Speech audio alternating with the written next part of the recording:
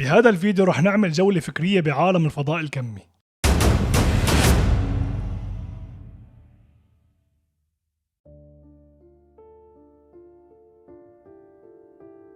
ممكن كتار يسألوا حالهم طالما انه الواقع بيحتوي على امكانيات مختلفة للمادة متواجدة بالفضاء الكمي، وطالما انه الدماغ البشري عنده القدرة بانه يختار الامكانية اللي بده اياها ويحولها لشكل مادي، ليش في عالم كتير رغم انها مؤمنة بهذا الشيء بس ما بتشوف نتائج مختلفة رغم محاولاتهم؟ هذا السؤال كبير كتير وفي اكثر من سبب رح نحكي عنه بالفيديوهات القادمة، ولكن بهذا الفيديو حابب اني ركز على سبب جوهري. نحن مرتبطين بالفضاء الكمي بشكل مستمر، ولكن كيف بنقدر نخلي هذا الفضاء يستجيب لنا؟ اللي بيميز الفضاء الكمي انه متواجد خارج الزمان والمكان، ومن أجل الدخول لهذا الحقل لازم تدخل بحالة مماثلة، يعني لازم تكون متواجد أيضا خارج الزمان والمكان. كلنا مرينا بحياتنا بلحظات دخلنا فيها لهي الحالة من دون ما نعرف، مثل إنك تسوق سيارتك بمنطقة حلوة كتير وإنت عم تسمع الأغاني اللي بتحبها، أو لما تمارس هوايتك بالرسم بمكان ريفي ساحر، أو مثلا لما تحضر لعبة كرة القدم للفريق اللي بتشجعه مع عدد كبير من المشجعين. بهي الحالة أنت بتنسى جسمك، يعني ما عاد تكون مدرك للطريقة اللي بتشعر فيها، وبتنسى البيئة المحيطة، يعني بيختفي العالم الخارجي المحيط فيك، وبتنسى الوقت، يعني ما عاد تفكر نهائيا بالمدة اللي رح تستمر فيها بهاي النشوة. بهاي اللحظات بتكون على عتبة الباب اللي بيسمح لك انك تدخل للفضاء الكمي وتتواصل بشكل مباشر مع الذكاء الكوني، يعني بنقدر نقول انك جعلت الفكر اكثر واقعية من اي شيء تاني. بالفيديوهات القادمة رح نشرح بشكل منتظم كيفية الدخول لهي الحالة من الوعي بهدف الوصول للفضاء الكمي والتواصل بشكل مباشر مع الذكاء الكوني اللي بيحرك كل الاشياء.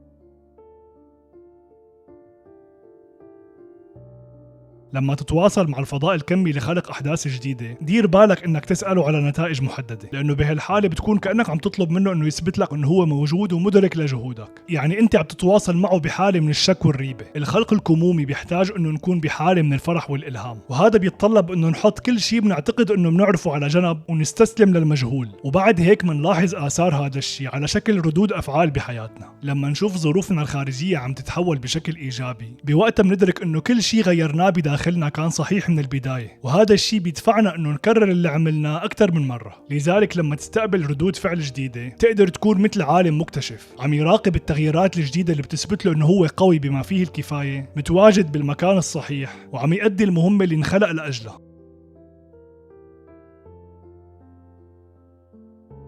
بالفيديوهات السابقة وردت معنا عبارة خارج الزمان والمكان بشكل متكرر، فشو يعني انك تكون خارج الزمان والمكان؟ الزمان والمكان هن مجرد منتجات بشرية الهدف منها هو تفسير الظواهر الفيزيائية. فمثلا لما نحكي عن كاسة موجودة بالطاولة فنحن بنشير لها من خلال الموقع ومدة بقائها بهذا الموقع، يعني من خلال الحيز اللي شغلته الكاسة بالمكان والزمان الماديين. نحن البشر مهووسين بهالمفهومين، فمعظم أسئلتنا متمحورة فيهم. وين نحن؟ كم ساعة ضلينا بهذا المكان؟ لأيمت رح نضل هون؟ وين راح نروح بعدين؟ على الرغم من انه الوقت هو شيء ما بندركه بالحواس الخمسة، الا انه تحول لشيء بيشبه المادة، وصرنا نحس بالوقت اللي بيمرق علينا مثل احساسنا بموقعنا تماما. صرنا نشعر بالثواني والدقائق والساعات اللي بيمرقوا علينا تماما مثل ما بنشعر باجسادنا بتضغط على الكراسي اللي بنقعد عليها، ومثل ما بنحس برجلينا ونحن عم نمشي على الارض. بالمجال الكمي الاحتمالات اللانهائية لتجسيد الواقع بتتجاوز الزمان والمكان، لانه الامكانية لسه ما انوجدت، ولما ما تكون موجودة فهي لسه ما اخذت حيز بالمكان والزمان. اي شيء ما له وجود مادي متواجد خارج الزمان والمكان، او بلغة فيزياء الكم لسه ما انهارت موجات احتماله على شكل واقع مادي. الفضاء الكمي هو مجموعة من الامكانيات اللانهائية المتواجدة خارج الزمان والمكان. بمجرد ما راقبنا وحدة من هالامكانيات وعطيناها صفة مادية فبتكتسب هالخاصيتين.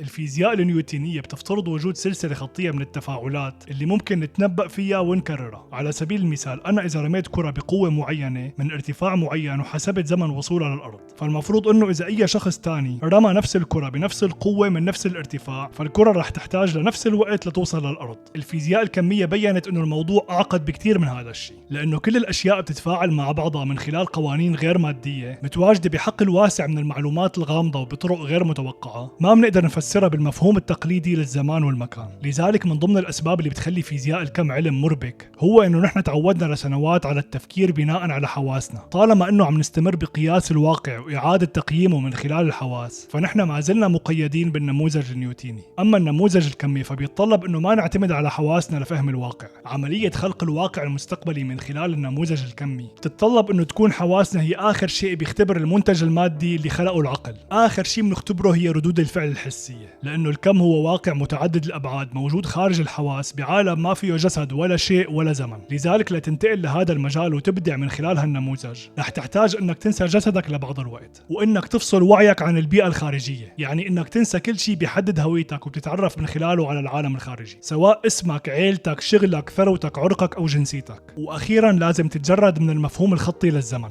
يعني باللحظة اللي عم بتراقب فيها تجربة مستقبلية محتملة لازم تكون حاضر لدرجة بيوصل فيها العقل لمرحلة ما بيتأرجح فيها بين ذكريات الماضي وتوقعات المستقبل مثل العادة. المفارقة الغريبة انه لتقدر تأثر على بيئتك او تشفي جسدك او تغير حدث مستقبلي بحياتك لازم تنساهم وما تعطيهم اي اهمية، يعني لازم تتحول الى لا شيء ولا جسد ولا زمن. لا شيء يعني انك تتخلى بشكل كامل عن البيئة الخارجية، لا جسد يعني انك تفصل وعيك عن كل شيء متعلق بالجسد المادي، لا زمن يعني انك تفقد احساسك بالزمن. بالواقع لازم تتحول لوعي نقي. وصولك لهي المرحلة يعني انك استعدت السيطرة بشكل كامل على البيئة والجسد والزمن، وهذا هو المفهوم الجوهري للحرية. ألبرت أينشتاين هو نموذج عملي لإنسان غير العالم بالاعتماد على هالمبادئ، وهذا أكثر شيء ميزه عن باقي العلماء. التجربة العلمية بالنسبة لأينشتاين هي مجرد وسيلة لاختبار إنتاجه العقلي عن طريق الحواس، يعني كل شيء اكتشفه أينشتاين كان يبدأ بالدخول إلى عالم ما وراء المادة من خلال التأمل. وهو صاحب المقولة اللي بتقول إنه التخيل أهم من المعرفة.